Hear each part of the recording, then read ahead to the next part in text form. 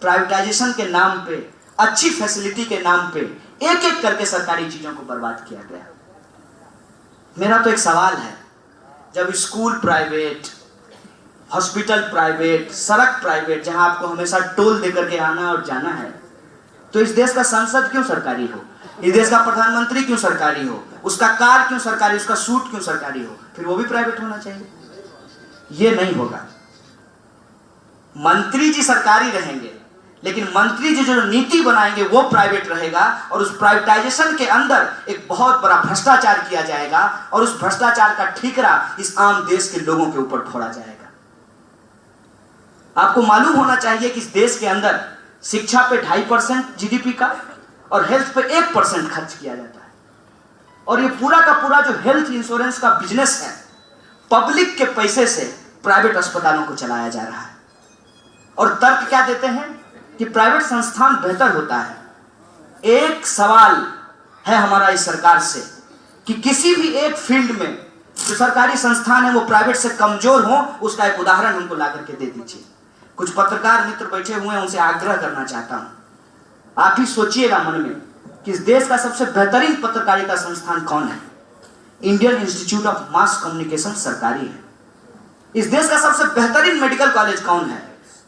All India institute of medical science, AIIMS है। इस देश की बेस्ट यूनिवर्सिटी कौन है? जवाहरलाल नेहरू यूनिवर्सिटी, जेएनयू सरकारी है। इस देश का बेस्ट इंजीनियरिंग कॉलेज कौन सा है? Indian institute of technology, IIT है।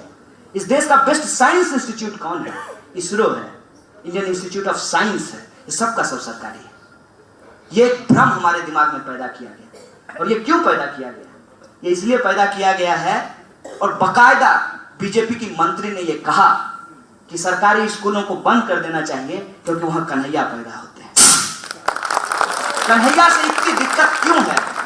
रोहित वेमुला से इतनी दिक्कत क्यों है? नजीब से इतनी दिक्कत क्यों है? क्योंकि हमारे बाप का नाम धीरू भाई अंबानी नहीं है। और मैं इस बात का प्रिविलेज नहीं हूं कि मां के कोख में पहुंचते ही हमारे पास करोड़ों की प्रॉपर्टी आ जाती है। हम इस देश की मेहनत का आवाम हैं, जो इस देश को अपनी मेहनत से चलाते हैं, और जब हम चलाते हैं तो अपनी ही मेहनत से उन संस्थानों में पहुंचते हैं, और जब हम पहुंचते हैं तो इतिहास पढ़ते हैं। आपकी तरह इतिहास में फेल नहीं होते, और पढ़ते हैं फिर ये सवाल खड़ा करते हैं कि बिरसा मुंडा का इतिहास क्यों नहीं लिखा गया? क्यों भगत सिंह को आज भी यूपीएससी के पेपर में आतंकवादी कह दिया जाता है? क्यों आज भी इस देश के अंदर वो तमाम लोग जो गुमनामी के अंधेरे में हैं, उनका कोई इतिहास नहीं लिखा जा रहा है?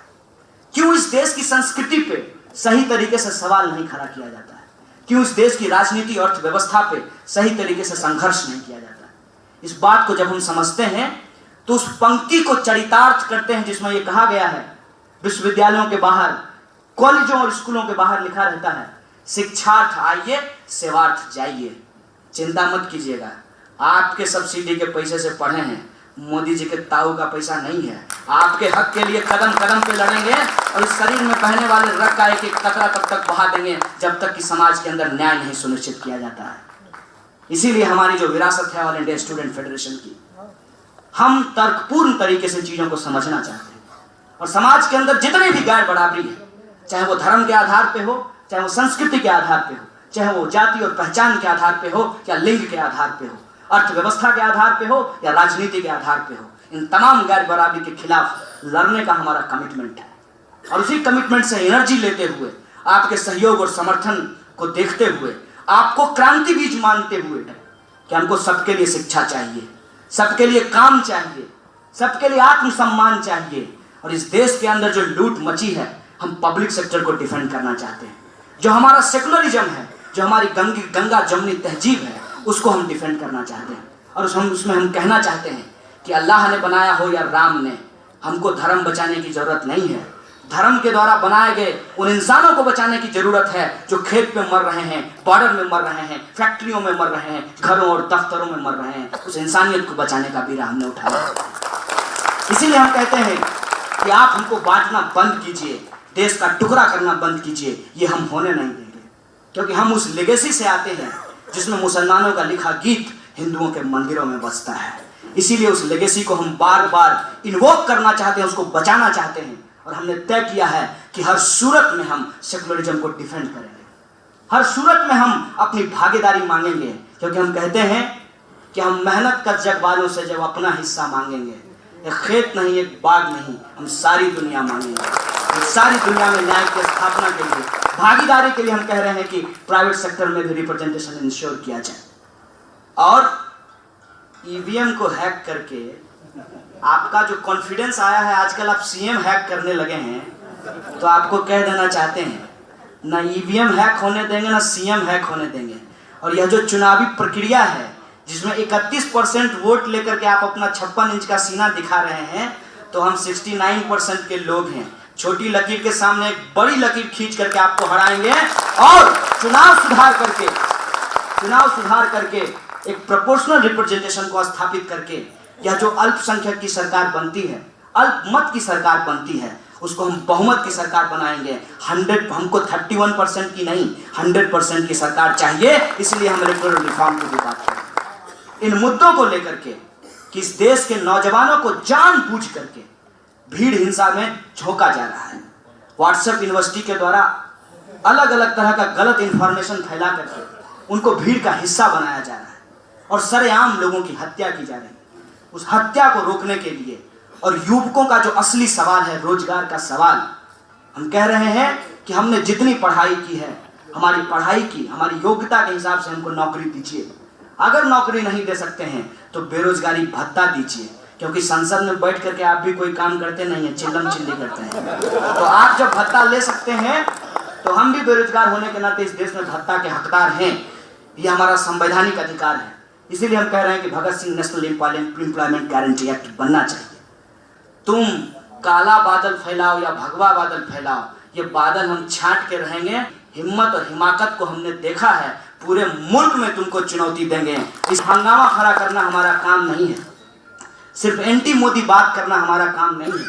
हमारे पास एक प्रॉपर एजेंडा है इस देश की मजलूम जनता के लिए, इस देश की बहुसंख्यक आबादी के लिए। और आपने संस्कृति के नाम पर, प्रतीकों के नाम पे जो उधम मचाया है, उसका पर्दाफाश करने के लिए। और याद रखिएगा कि जब हमने तय किया है, जब हमने कोशिश की है, तो हमारी जीत होगी। हम मानते हैं कि उसमें कठिनाई होगी, इसीलिए तो कहा गया है, वह पथ क्या पथिक कुशलता क्या, जिस पथ में विखरे सूल न हो, नाविक की धैर्य परीक्षा क्या, जब धाराएं प्रतिकूल न हो।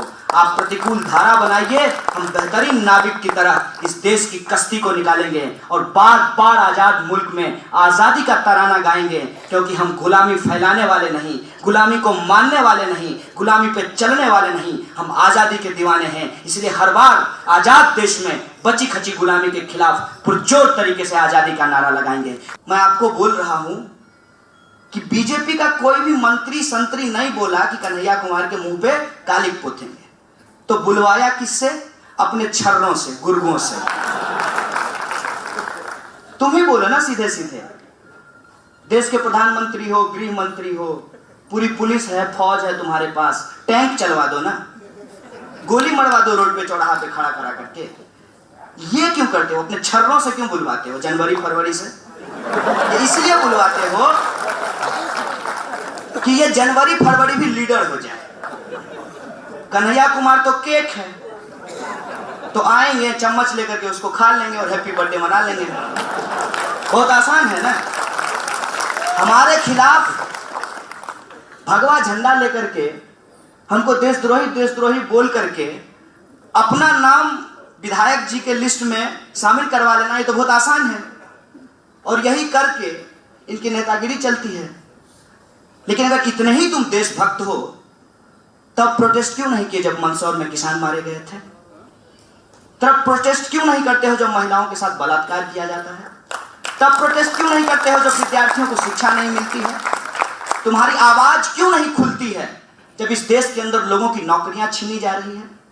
तब तुम कहां चले जाते हो जब इस देश के संविधान और लोकतंत्र पर हमला होता है? तुम ऐसा नहीं करोगे। कहते हैं चोर चोर मौसेरा भाई, जिसको जैसा होना है वो तो वैसा ही होगा। ऐसा होगा क्या कि बबूल के पेड़ से आम का फल निकल जाएगा?